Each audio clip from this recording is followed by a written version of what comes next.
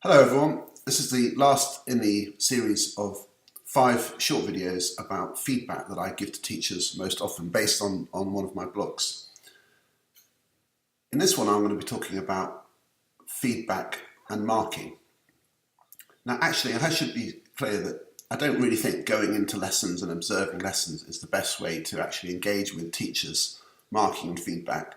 Normally that's something you'd want to do as part of a collaborative process where you're looking at books together, you're looking at each other's work, and you're discussing that specific thing. But it's also the case that when you go into a lesson and you're engaging with students, you just do encounter the work that they've got in front of them, and you do end up thinking about the kind of feedback they're getting. And it's just part of the discussion that you can have with the teacher after the lesson about the sorts of things that they're engaged with. So it just comes up quite often. There are 2 specific things that I think teachers should think about.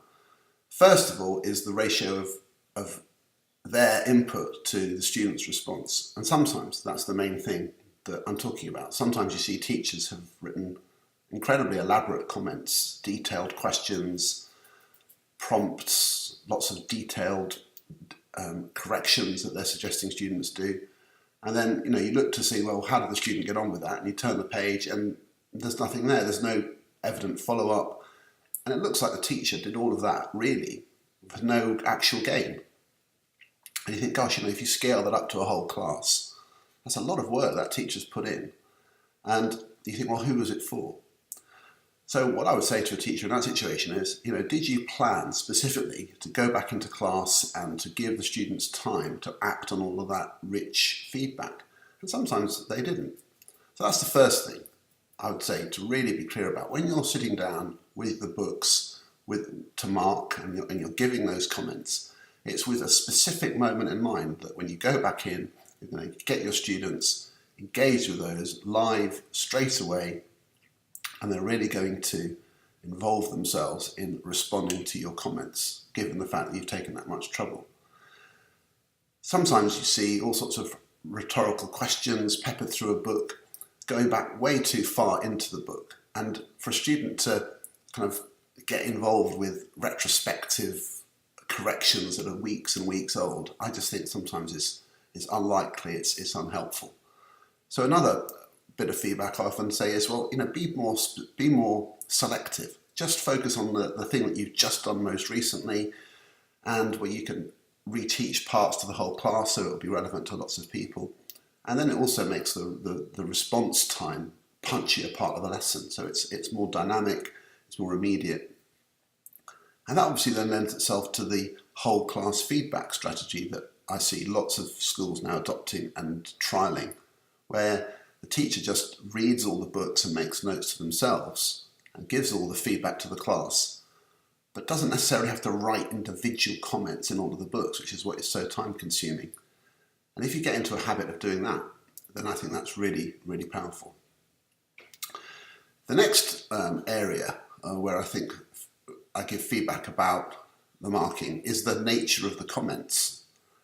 You can have feedback which more or less amounts to saying, this work would be better if you had done it better, which might sound, silly, but it's pretty much the same when you write something like, add more detail, or try to improve your punctuation. I mean, these things are not very specific, and students who read that would just think, well, what detail should I add, or where? And it doesn't really necessarily take them any further forward, especially the students who find learning most difficult.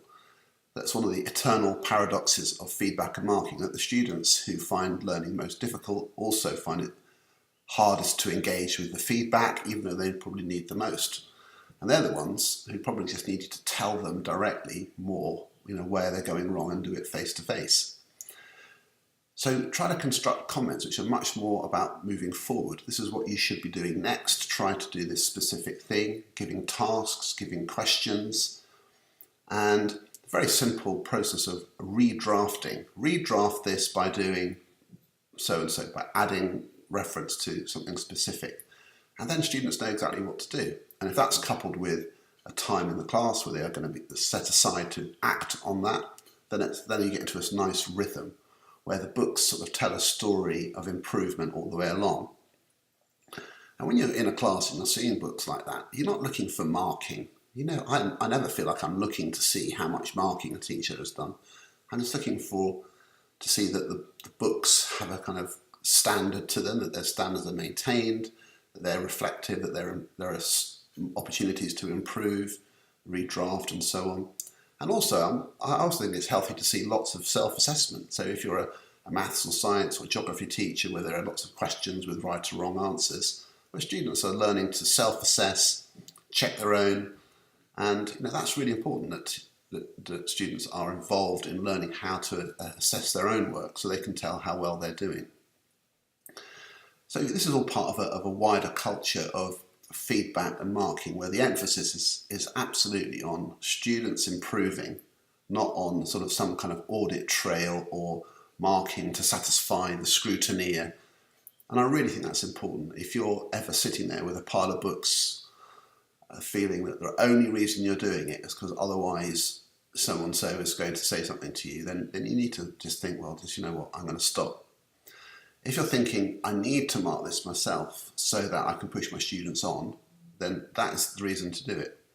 But if you're ever really under pressure, my main advice is that just to have a look at what's being done, have an overview.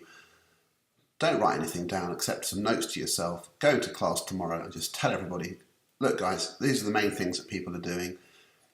Have a go again, or here's some questions which I think will be helpful for you to take things on, or redraft that last piece of work and just give them verbal feedback. It moves them on, saves you loads of work, and then the balance is right.